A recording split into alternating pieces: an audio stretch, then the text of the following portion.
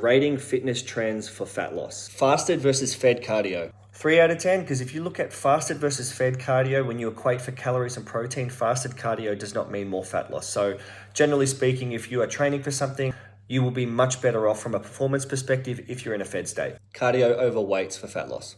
2 out of 10, because if you want to lose fat, getting in the gym and building muscle is the best and most efficient way to do that.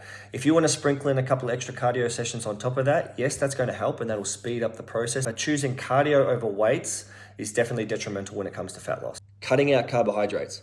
4 out of 10, I think carbohydrates get demonized when it comes to fat loss. If you are tracking your calories and you're in a calorie deficit, there is no reason why you shouldn't be having carbohydrates with every meal.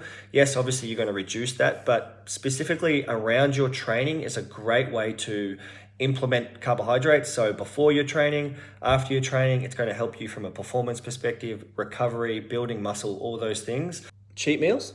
Yeah, 7 out of 10. I think cheat meals are a great way to break up the monotony of counting your calories. You don't have to be militant about it. You still need a social life. You still want to have fun. So if you want to reward yourself once a week with a cheat meal, go for it.